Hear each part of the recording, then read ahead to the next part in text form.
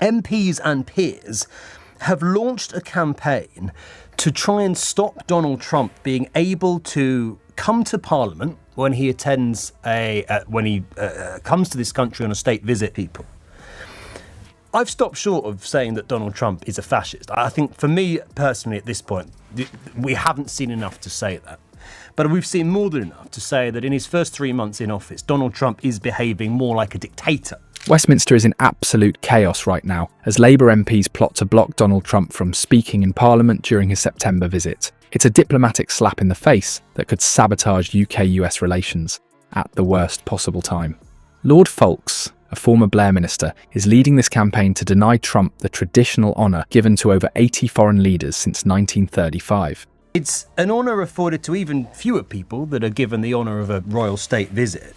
You look down the list of people who have been allowed to address Parliament, possibly as early as September, and block him from being given the honour of addressing both houses of Parliament. Now, this is quite an honour. And there are some standout names on it. People like Nelson Mandela, people like Barack Obama, people like Volodymyr Zelensky fairly recently. But is this really about principles? Or is it a calculated political move by an establishment that simply can't tolerate opposing viewpoints? Before we move on, I'd like to ask you a small favour. If you appreciate this content, please take a second to like this video and subscribe to the channel. Over 98% of you watch the videos without subscribing. It costs you nothing, but it makes a huge difference to us. So, did you click the subscribe button? Great, thank you so much. Now, back to the video. The plot to block Trump from speaking in Westminster is growing by the day. Labour MP Kate Osborne has now formally written to the Speaker of the House, Sir Lindsay Hoyle, urging him to follow the precedent set by former Speaker John Bercow, who blocked Trump from addressing Parliament back in 2019. This isn't just an objection, it's a coordinated campaign that reveals the establishment's panic at the prospect of Trump speaking to British lawmakers. A country like Britain, with a very proud history of liberal democracy, deals with a leader of an ally like the US, and you wonder whether Donald Trump deserves to be on that list. But I think there's a bigger question here. There's a bigger question here about how a democracy like ours, a country who isn't just not behaving like an ally, but isn't behaving like a democrat at all. And I don't mean a democrat as in the party, I mean quite literally a democrat. What makes this situation particularly extraordinary is that Parliament has historically welcomed foreign leaders of all political stripes. Since 1935, over 80 international figures have addressed Westminster Hall, including leaders with far more controversial histories than Trump. Yet here we have a former and potentially future US president, invited by King Charles himself, facing unprecedented resistance. The mechanism for these addresses isn't straightforward either. For a foreign dignitary to speak in Westminster Hall, 3 key authorities must agree: the Speaker of the House of Commons, the Lord Speaker, and the Lord Great Chamberlain. While reports from February suggested the Speaker and Lord Speaker were amenable to Trump's visit, the current lobbying campaign threatens to derail the entire process. Osborne's letter doesn't just request a block, it contains a thinly veiled threat of unintended consequences and hints at low attendance if Trump is permitted to speak. Deporting people to El Salvador, for example, by mistake, and then refusing to accept your mistake and insisting they were gang members who deserved to stay there. A leader who does not seem to want to abide by the fundamental norms and standards and conventions of any functioning democracy. Locking up and imprisoning students because they've said something on social media that you don't like. Purging government staff if they've ever showed any sign of disliking or opposing you. This is political code for a planned boycott, demonstrating the lengths to which some MPs will go to prevent Trump from having a platform in the heart of British democracy. The contrast with the royal reception couldn't be starker. King Charles has reportedly referred to Trump as a friend and described the upcoming state visit as a second fest, acknowledging this would be Trump's second state visit, an honour typically reserved for the UK's closest allies. The King's warm reception makes Parliament's resistance appear all the more politically motivated rather than protocol-driven. What's truly revealing is how personal the attacks have become.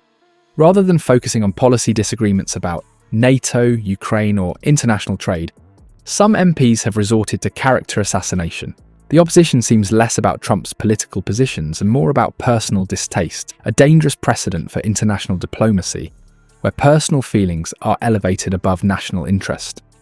The hypocrisy becomes even more glaring when you examine Labour's contradictory approach. On one hand, party leadership is actively seeking a US trade deal to boost Britain's post-Brexit economy. On the other, Labour MPs are working to publicly humiliate the man who may well be America's next president. This political schizophrenia, as one source described it, reveals how principles are being sacrificed at the altar of performative politics. This contradiction exposes something fundamental about Westminster's current political culture. It's not just that they disagree with Trump, it's that they cannot tolerate the existence of viewpoints that challenge their established worldview. The panic isn't about protecting democracy, it's about controlling which voices get heard within the institutions that are supposed to represent democratic values. What's really driving this opposition? Is it genuine concern about diplomatic protocol and democratic values? Or is it fear? Fear that allowing Trump to speak might legitimize alternative perspectives that the political establishment has worked so hard to marginalize. The truth is that this isn't about principles at all.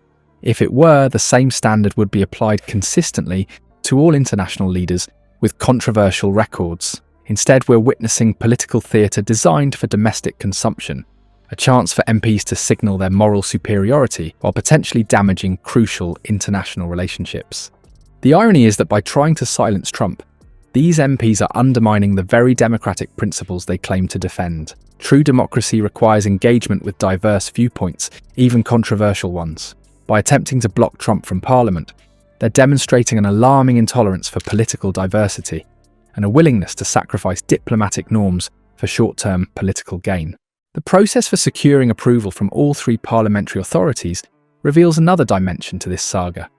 Even with government backing, the opposition's campaign could derail established protocols for state visits. This isn't just about Trump, it's about whether partisan politics should override diplomatic tradition and potentially damage international relations at a time when Britain needs allies more than ever. Let's be crystal clear. This Westminster meltdown over Trump's visit isn't merely political theatre, it's economic self-sabotage. Economists warn a potential trade war could slash 0.8% from the UK economy over the next 2 years. That's billions in real money. The irony: while the Chancellor Rachel Reeves advocates strengthening international ties, even with Beijing, saying it would be very foolish to disengage, some MPs seem eager to alienate our most crucial ally. The political elite's intolerance for dissenting views threatens not just our democratic principles, but our economic survival. A truly democratic nation must have the courage to hear uncomfortable voices, especially in its most hallowed institutions. Otherwise, what exactly are we defending?